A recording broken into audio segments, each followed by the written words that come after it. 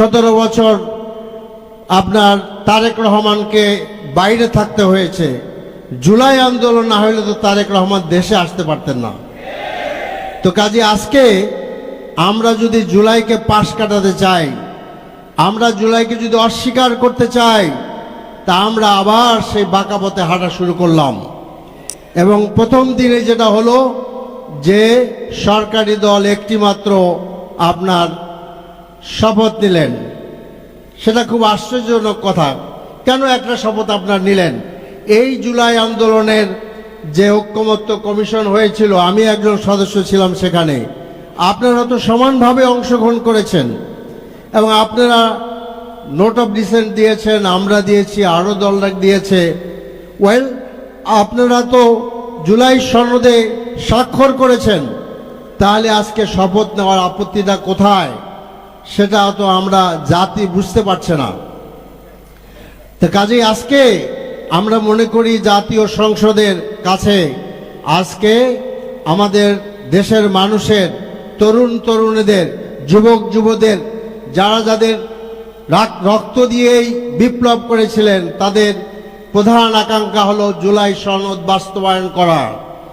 জুলাই সনদ যদি বাস্তবায়ন না করা হয়, তাহলে আবার সেই নতুন ফেসিবাদ আসবে, নতুন নামে, নতুন মড়কে। ফেসিবাদের সেই যাত্রা আমরা বন্ধ করতে পারবো না। হাদি তো জীবন এই জন্য দেয় নাই, হাদি জীবন দিয়েছে ফেসিবাদের যাত্রাকে বন্ধ করার জন্য, আধিপত্যবাদের যাত্রা বন্ধ করার জন্য, দিল্লির আপনার রাডার থেকে বাংলাদেশকে মুক্ত করার জন্য। আমরা দিল্লির রাডারের অধীনে বাস করতে চাই না। আমরা মুক্ত স্বাধীন বাংলাদেশ চাই, যে বাংলাদেশ তাদের সিদ্ধান্ত, তাদের ভাগ্য, তাদের ফরেন পলিসি, এভরিথিং তারা নির্ধারণ করবেন। দিস শুড বি আওয়ার মটো, এটাই আমাদেরকে হইতে হবে।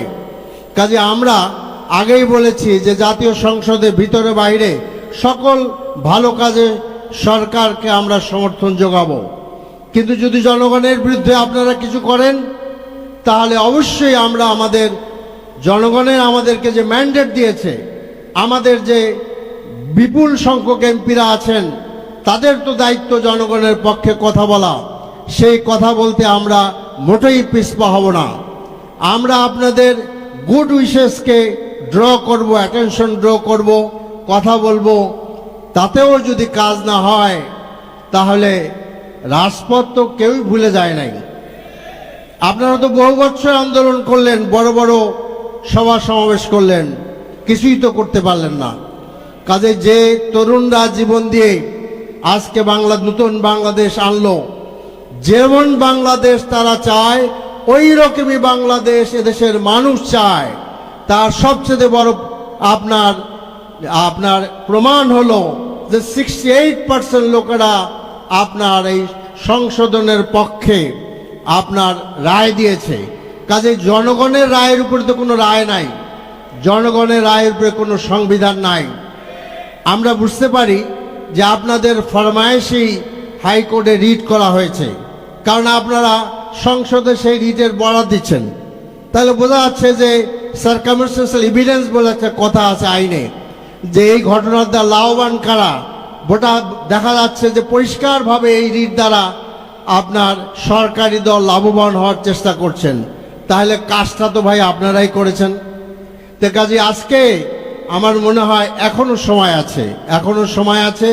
আমি দেখতে পাচ্ছি যে ইউটিউবে দেখছি, সাক্ষাৎকারে দেখছি, আবার সেই চাটুকারি শুরু হয়ে গিয়েছে। নানান চাটুকারি, সাংবাদিকদের মধ্যে একজন মহান সাংবাদিক বেরোয় আসে, দেখলাম তিনি অনেক গুণগান করছেন। কাজেই সাধু সাবধান, সরকারি দলকে এবং তার নেতাকে সাবধান হইতে হবে। এই চাটুকাররাই কিন্তু অতীতের এই আপনার 17 বছরের ইতিহাস রচনা করেছিল। আমরা এই চাটুকারির বাংলাদেশ চাই না, আমরা চাই জনগণের বাংলাদেশ, যেই বাংলাদেশ মানুষের অধিকার ফেরত পাবে, যেই বাংলাদেশ গুম খুন হবে না। মনে রাখবেন যে শুধু ব্যবসা আরমানিক গুম হয় নাই, ইলিয়াস আলীর কথা আপনারা ভুলে যায় না, চৌধুরী আলমের কথা ভুলে যায় না, তারা আপনাদের দলের লোকই ছিল। কাজেই আজকে আপনারা পার্ট পার্ট করে, দল দল করে গুম খুনকে বিভক্ত করবেন না। গুম, খুন, অত্যাচার, নিপীড়ন এগুলা সব বাংলাদেশের জনগণের উপরে করা হয়েছে। কোনোটা থেকে কোনোটা বিচ্ছিন্ন নয়। কাজে এসব কিছু পাশে সরিয়ে রেখে নতুন বাংলাদেশ করতে হলে আমাদেরকে ঐক্যবদ্ধ হইতে হবে, আমাদেরকে স্বাধীন সার্বভৌম বাংলাদেশের পথে হাঁটতে হবে। তবেই আমরা একটি ন্যায় ইনসাফ ভিত্তিক বাংলাদেশ করতে পারবো, যেখানে মানুষ তাদের অধিকার পাবে এবং অর্থনৈতিক মুক্তি হবে, রাজনৈতিক স্বাধীনতা আমরা পাবো, ভারতের আপনার রাডার মুক্ত একটি বাংলাদেশ আমরা পাবো। আসুন আমরা তেমন একটি বাংলাদেশ গড়ার জন্য স্বপ্ন শুধু দেখব না, আমরা কাজ করব এবং সকল পর্যায়ে সংসদের বাইরে এবং প্রয়োজনে আমরা রাজপথে আবার মুখরিত করব। আল্লাহ আমাদের তৌফিক দান করুন। ওমা তৌফিক ইল্লা বিল্লাহ। আসসালামু আলাইকুম রহমতুল্লাহ।